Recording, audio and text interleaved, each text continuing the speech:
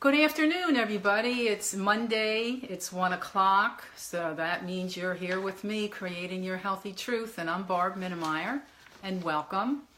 And today I wanted to talk about cravings. A lot of us have shame around our cravings and feel as though the first thing I want you to know is that it's not a lack of will or discipline on your part as to why you have cravings. So take the shame out of it. It's not your fault. Hey, Paul, how are you?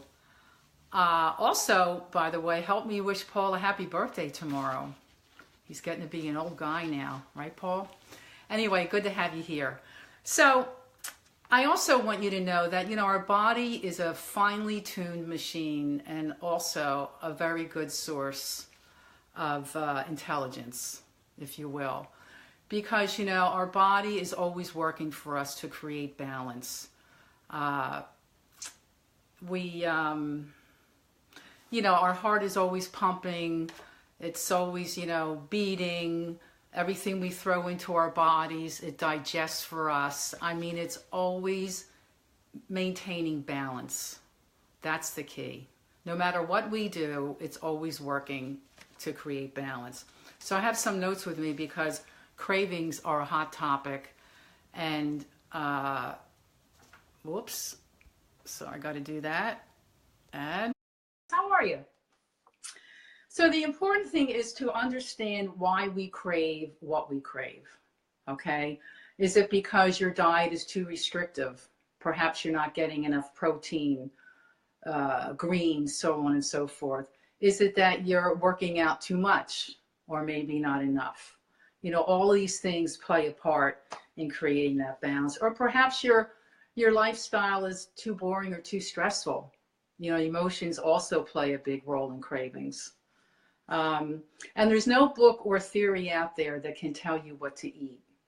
The important thing is to become more in tune with your body and what works for you, right? A lot of times people think that, they get a craving and they don't really stop to think. Just let me back up a second. I always recommend to clients when they have these cravings to stop and think about what's happening, how they're feeling. Did they just walk out of a conflict with someone, that's stirring all these emotions up and getting those cravings started? So like I said, no book or theory can tell you what to eat. It's about getting in tune with your body and knowing what works for you and what doesn't. And that takes time and it takes practice. I'm also big on journaling. I really feel that if you have these cravings or emotional situations, write them down when they happen. Like if you're walking out of the office with a meeting with your boss and you just want to go right down to the cafeteria and get a pastry and a coffee, like what's going on there? Why is that happening? A lot of times we try to fill that void for the emotions and how we're feeling. And, food has become a pretty big one for people. So let's talk about some of the causes of cravings that we get, okay? A big one, as I just mentioned, is the lack of primary foods. And primary foods are the connections in our lives, our friends, our careers. Do we have any joy in our lives? Do they take time for yourself to go out and have some fun? I know for me, fun's a big deal. If I'm not having fun, then I am miserable. So I'm big on fun. There we go. Hello, Janice. So also water. A lot of times when we think we're hungry, we're really dehydrated and we need to hydrate and have some water.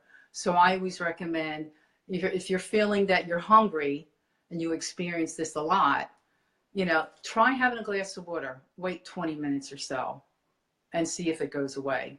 A lot of times we'll get a little headache too. Sometimes it's because we're dehydrated.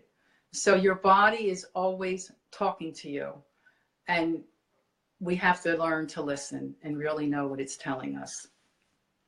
A lot of times you may be eating a diet that's rich in sugar, okay? And then afterwards you may find that you're craving meat. You know, that's not uncommon. It's always the yin and the yang, you know, the opposites, you know. A lot of times too, you may be eating too many raw foods and then you're craving well-cooked vegetables, you know. So it's you have to kind of figure it out what's right for you.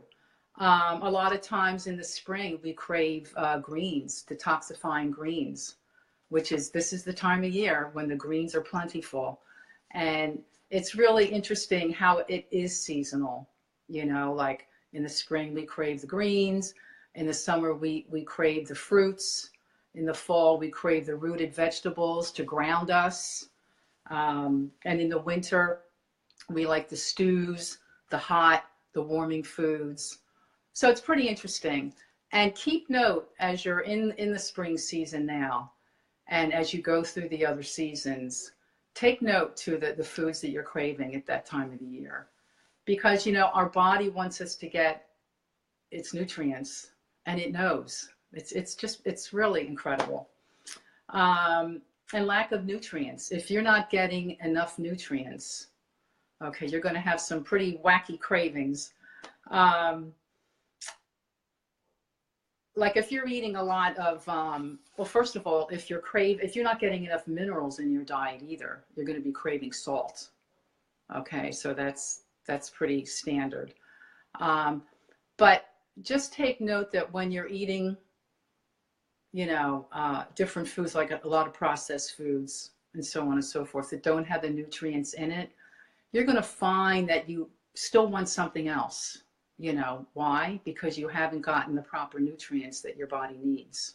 Okay. I was just reading an article earlier on eggs, how a lot of people eat egg whites. And egg whites, there's no nutrient value in an egg white. You may find that you may go out and have some egg whites, and then later on, or not later on, but soon thereafter, you're having a craving because, you know, egg whites are not a whole food. So they're not processed as a whole food. It's waiting for the rest of the food, like, hey, man, you shortchanged me here. Where's the rest of my meal? So all these things really play a part in our cravings. And I had to bring my notes because I could go on and on about cravings. But let me give you some tips for things to look for, things to do when you're having cravings. Like I said before, have a glass of water, okay? Wait 10, 15 minutes and see if it dissipates. A lot of times that really is the culprit. I know for me that is.